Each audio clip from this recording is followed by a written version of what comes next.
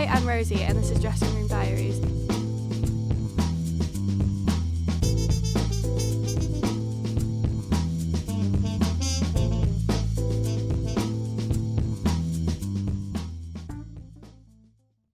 Today we're here with Kate O'Donnell from You've Changed. Hi, how are you? I'm good, thank you. It's nice to be here in the Lowery. It's nice to see you too. Can you tell us a bit about the play and what your motivations were behind it? Yeah, so it's an autobiographical piece, so it's always about me.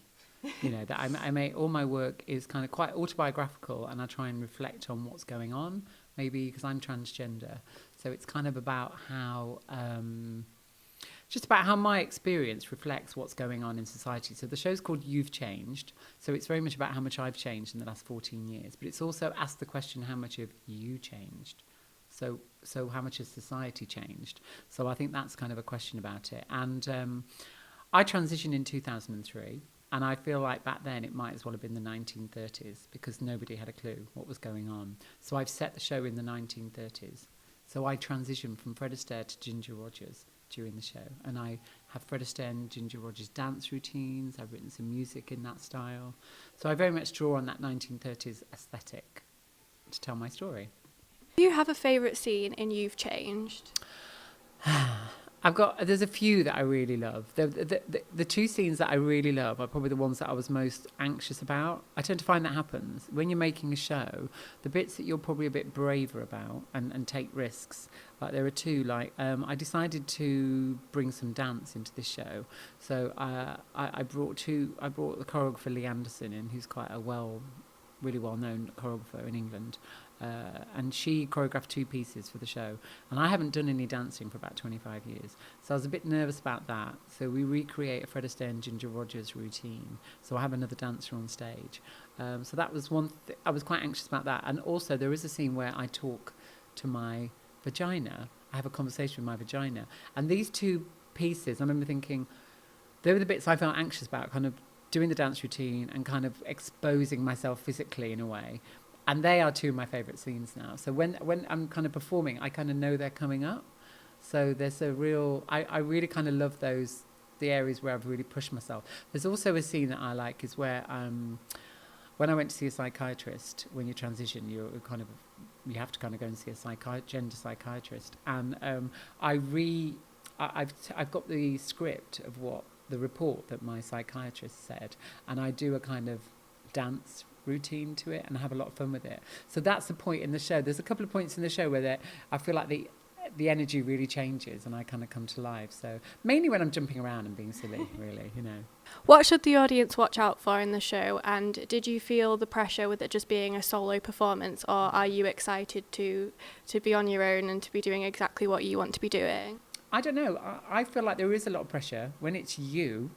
The brilliant thing is it's just you, so if you do get anything wrong or you go a bit off track, it's kind of up to you to bring it back, and I'm okay at that.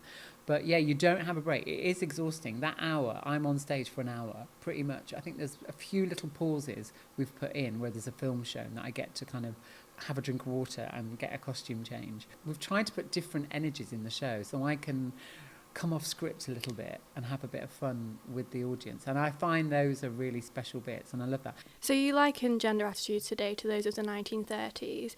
Do you not think people like Chaz Bono and Caitlyn Jenner and all the Kardashians getting behind Caitlyn Jenner, do you not think they kind of advance trans rights and advance their publicity in the media, or do you still think there's a long way to go? I definitely feel like it's moved on, but for me, 14 years ago, it was like the gender dark ages. Everyone literally in the dark. People used to live in stealth, so everyone was trying to pass. Nobody talked about being trans. You wouldn't acknowledge you were trans.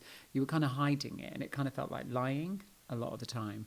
And now people are much more out. Like I hosted Trans Pride a few years ago, and we've kind of got more visibility, and more kind of people are aware of what we're up to. Do you feel a responsibility as a trans woman to kind of showcase trans and make people aware of it and accept it, or do you think the burden should be with society instead? I think it's a mixture of both. I feel like in the same ways it's not black people's job to bring everyone up to speed about racism, I don't think it's trans people's jobs to get everyone up to speed about being trans. So there's a song in the show that I wrote, and one of the lines is, look it up, read a book, get on the net, open up your mind and see what you find. And I feel like this show is about encouraging people to join in the conversation and get on board with it and do some work themselves. So I feel like it's my work, I feel, is using my platform of theatre, and I use radio and film to kind of use those platforms to start the discussion. And sometimes it's the first time people have physically met somebody trans, first time they've been in a room with someone trans. And so we've got a theatre company called Trans Creative, and the idea is that it's trans positive. So my aim is just to be trans positive, and I always try and be, even when I'm not saying it's easy to transition, but I think there are positives in it, and if we don't start to put those positives out, we won't counteract some of the negatives that are out there. So Kate, when is You've Changed at the Lowery? Right, so you can see You've Changed. It's going to be on the 10th and the 11th of November, and it starts at 8 p.m, and you can get tickets from www.thelowery.com. Book early, that's what I'd say, because it's filling up, so it's going to be a good show. Thanks very much for talking to us, and break a leg. Thank you very much. I'll see you there. See you at the show. Come and see it. Yeah, definitely. Thank you.